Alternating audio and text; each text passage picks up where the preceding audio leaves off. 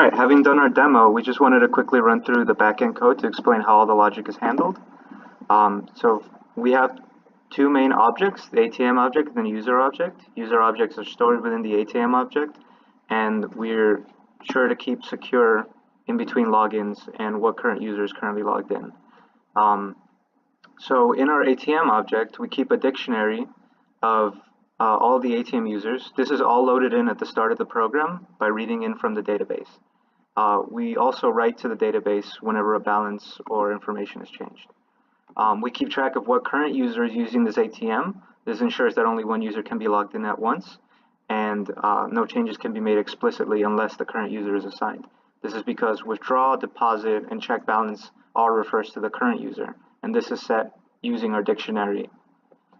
We also keep track of all the bills within the ATM, and as the problem states, we start with $520 bills, and then this gets added to or subtracted to based on what withdrawals or deposits are made. So some functions include our constructor, adding a new user. This is primarily used in the database to create our initial dictionary. We can log in, and it's important to note that our passwords are always hashes. We only use an explicit string whenever we're creating a new user. We have the ability to log out to get our current balance, withdraw funds, and note that we keep track of all the bills whenever we're withdrawing, and we update the bills accordingly. Within our user list, our user objects, which is this class. Here we store the name, the password, and the balance of the user. Our constructor just sets these values, and again, the password at this point is just a hash. We don't store the actual text password. Oh, and this starting balance is read from the database directly. So some functions are just to get the balance of this user, get the password. This is to check the hash when someone's logging in, adding to the balance and subtracting from the balance. Finally, we have the database, which initially loads in all the users into the ATM object.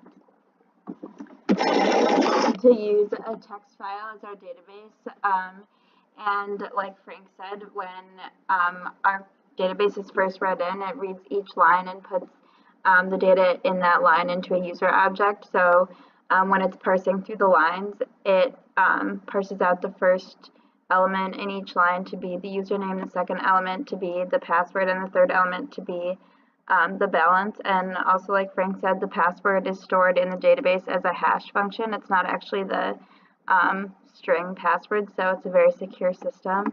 And we can also fetch the balance using our database by checking to see what user is currently being or what user is currently using the ATM, and then going to see what balance is associated with that line and that user object.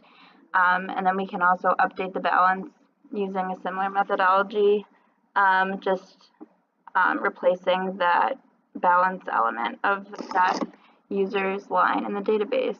And whenever a new user is added, they are added as a new line to the database.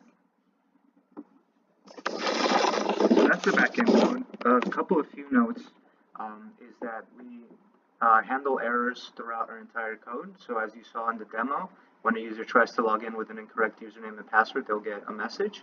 Then they can attempt again.